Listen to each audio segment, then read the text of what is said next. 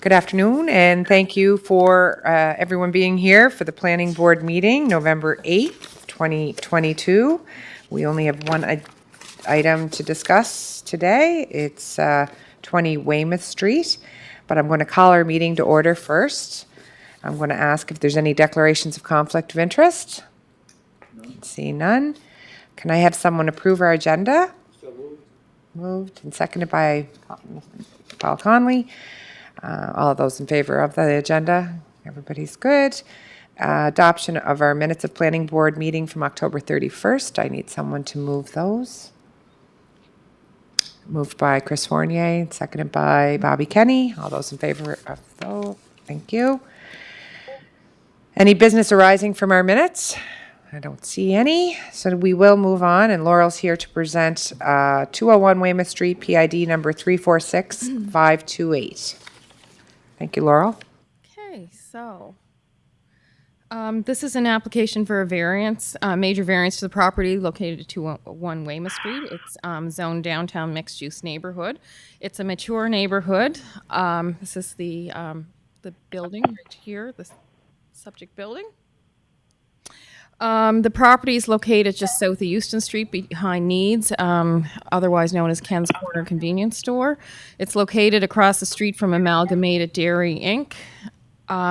There is a sizable vacant lot that adjoins the rear property boundary, and the remainder of the block is occupied with a mix of single detached and multi-unit converted dwellings. The variance is to construct an addition to the south side of the existing building, which would extend along the building's back wall. And the variance request is to decrease the rear yard setback from 19.7 feet, which is the average rear yard setback on the block, to 3 feet. So you can see the property right here and the surrounding neighborhood. So, the rear yard setback in the DMU zone, it requires that buildings be set back 19.7 feet or within the minimum and maximum range of the existing buildings on the block. And the established setback for the existing building is 3 feet. The applicant has requested to follow the existing setback with the addition. So this is the existing building. This is the existing setback right here, and the addition will go right here.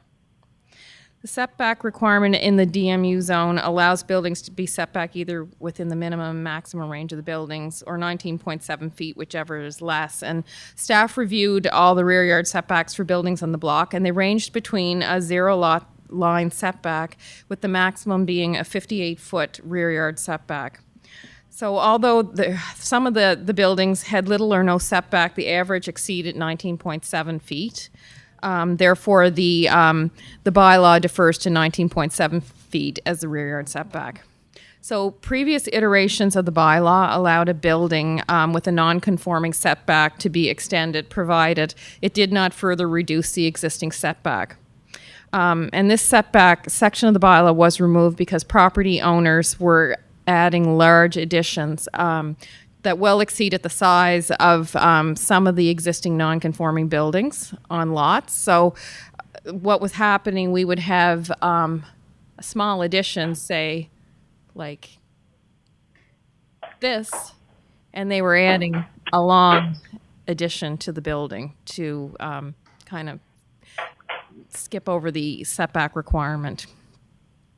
So if this section of the bylaw was still employed, we would consider that this met the bylaw because it's not an excessive addition. So in terms of parking, the current bylaw or building satisfies the parking requirement in the bylaw. Additional parking for the proposed addition, it's not required. There's a parking exemption in the 500 lot area that does not require additions to buildings under 4,200 square feet to provide additional parking. This addition doesn't exceed 4,200 square feet. There's currently 3 parking spaces on site, and these spaces have to be maintained. That's a requirement of the bylaw. So they're not required to provide additional spaces, but they have to maintain what they have. So staff does not feel that the proposed setback is out of context for this portion of Weymouth Street or the city block, and section 3.9 of the bylaw states that need for consideration of a variance is owing to conditions peculiar to the property or unique to the area, not a result of actions by the owner, and a literal enforcement of the bylaw would result in unnecessary and undue hardship. So given the location of the property in relation to the uses in the surrounding neighborhood, this section of the bylaw can reasonably be applied for the request for the rear yard variance. So as per section 3.93 of the bylaw, notice of the variance request was sent on October 18th to 60 property owners asking for their written comments. The deadline to submit written comments on the application was Tuesday, November 1st at 4 p.m. We didn't receive any responses in opposition or in support of the variance, so it didn't stir up any concerns in the neighborhood. So staff is of the opinion that the variance request for the rear yard setback is reasonable given the context of the neighborhood and given the properties in the immediate area contain a mix of development, including light industrial, commercial, and multi-unit dwellings. The proposal to add an addition to this building for office space and storage is fitting for the area. So we are supporting the application for a variance to decrease the rear yard setback from 19.7 feet to 3 feet. If there's any questions, I'll answer them. I can. Thank you, Laurel. I'm going to now ask if there's any questions from planning board. Madam Chair, could I just ask, Laurel, I'm looking at the addition, and this is on page 14. So the front elevation, is it the addition a garage, or is it a more, I couldn't find in the background, or unless I missed it, Okay. what the addition's going to be used for? So what they did indicate is for office space and storage. He indicated that he has a courier business, and he's going to put the addition on for the courier business, so he would have office space and storage space and probably to park some of the courier vehicles in there. The existing building, it's a combination. There's apartments on the top Front. floor. There's 5 units. And then I believe they rent, there is some apartments on the ground floor. There are. The front half. Yeah. And then I think maybe 3 up top. And then the back half of the building, I think, is currently used as for automotive or something. That's actually a legal non-conforming use. We did find evidence of that in a zoning inquiry that was done a few years ago, where another planner had done some research on the building and verified the uses actually existed prior to the existing. Because it was an auto body shop. It was Falls Auto Body many Yeah, it years was an ago. auto body, and then they changed it to an automobile repair shop, which Yeah. is less intensive than an auto body shop. Right. And where the new addition backs onto, it backs onto the new parking lot for the Canadian Mental Health Association's Yes. rapid housing project. Yeah. So there's, Yeah. really, it's backing onto a It's parking lot. backing onto a parking lot, Yeah. yeah. So that was the lot I had talked Yeah. about. Thank you. Thank you, Your Worship. Is there any other questions at this time for Laurel? I'm not seeing any questions. Rosemary, I'm sorry. Do you have any questions specifically for Laurel on this application? Yeah, no, thanks, Julie. No, I don't. Okay.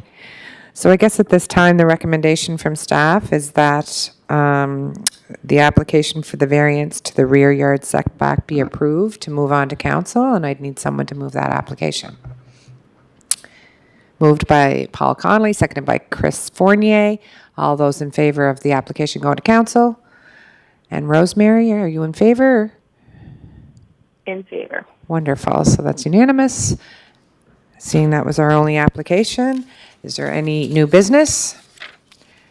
No new business. We'll need the motion to adjourn.